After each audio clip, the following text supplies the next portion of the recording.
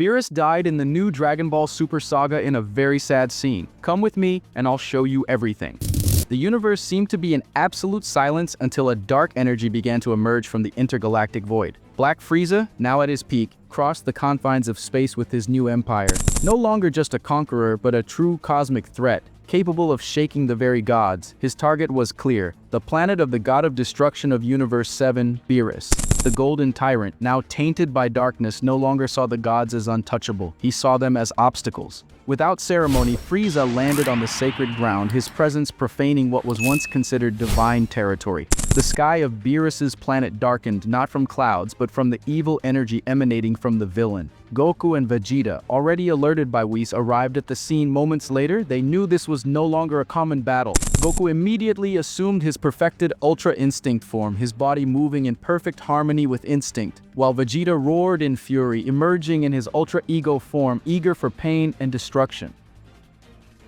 The clash between the three made the entire planet tremble. The heavens were torn apart with every blow exchanged. Goku tried to neutralize Frieza with his divine speed, dodging and counter-attacking with unbelievable fluidity, while Vegeta took every impact head-on, laughing and using the pain to further amplify his destructive power. But Frieza was no longer the same. He fought with absolute energy control, almost zero predictability, and refined cruelty. His attacks were sharp as cosmic blades, cutting through the very time around him. Even together, Goku and Vegeta felt the pressure. With every move, they realized Frieza was holding back, as if waiting for something. Whis watched with unusual seriousness, and Beerus, sitting with his arms crossed, observed, confident in his own power. But something in Frieza's expression revealed that there was more to it. The tyrant smiled for the first time since the confrontation began, a smile that wasn't of satisfaction, but of provocation. It was then that Frieza retreated a few feet and snapped his fingers. One of his soldiers teleported to the spot, carrying a sealed capsule. Inside was the unconscious and weakened body of Shin, the Supreme Kai of Universe 7.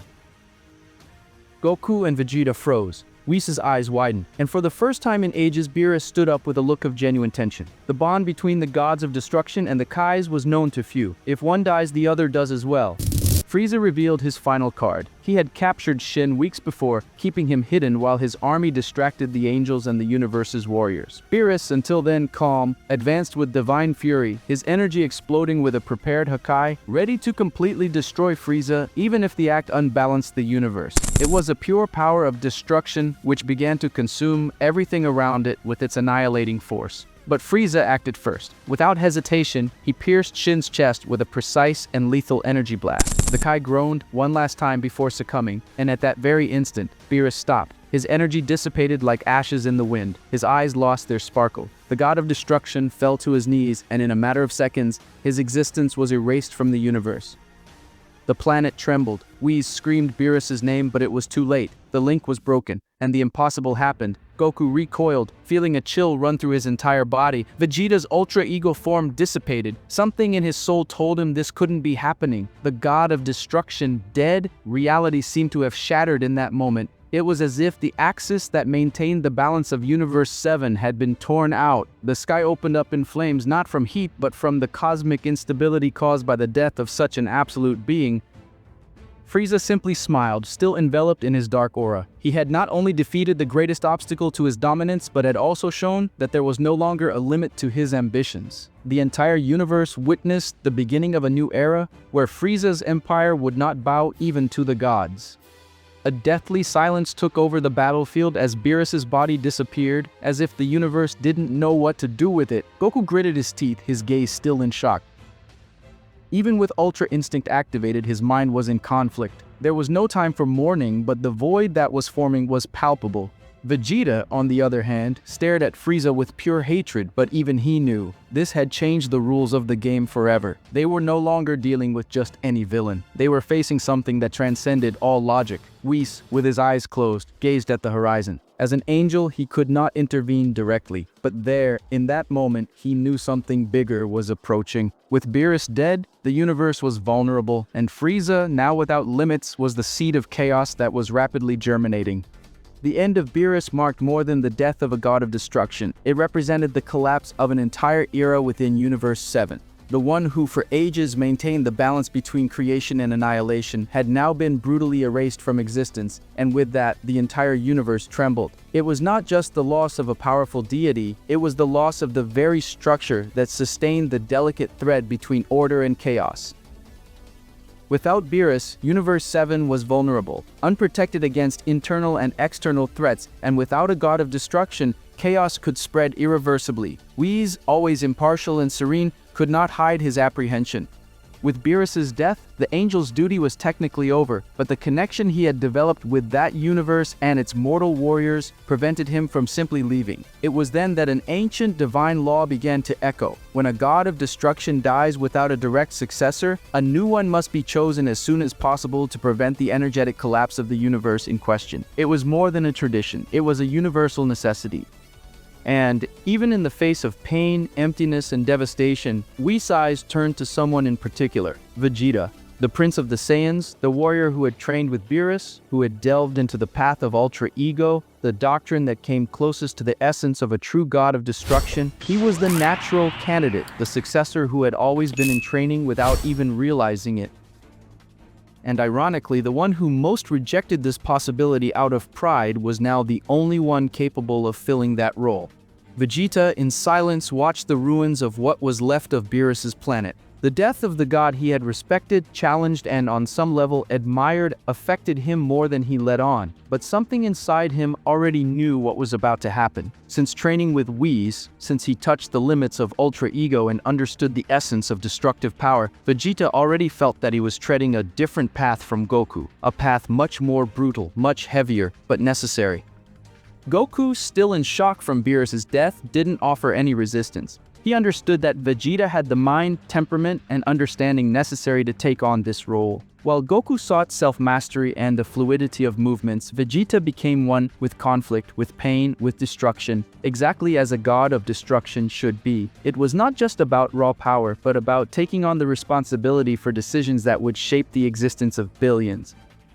Whis explained that to officially become the new god of destruction, Vegeta would need to complete the succession ritual. This included not only completely mastering the power of Hakai, but also accepting the loss of mortality, a definitive step in which he would leave behind his human emotions, his earthly attachments, and even his affection for his own family. It was a silent and cruel sacrifice that every god of destruction had to make on some level. But Vegeta did not hesitate. He knew the universe needed a firm and implacable force, and if no one else would take on that burden, he would. The final training began. Whis guided Vegeta into the deepest spheres of destruction energy. This was no longer Ultra Ego, now it was true Hakai, the ability to erase not only bodies but souls, concepts, and ideas. Vegeta began to understand the extent of what Beerus had single-handedly sustained for so many millennia, the responsibility of judging without hesitation, of destroying not out of hatred but for balance, of accepting that at times creation can only flourish after annihilation. As days passed, or perhaps millennia, considering how time works on the divine plane, Vegeta went through trials that tested his patience, his rage, his control, and most importantly, his ability to cease being a man and become a symbol. Every memory of Earth, of Bulma, Trunks, Bra, and even Goku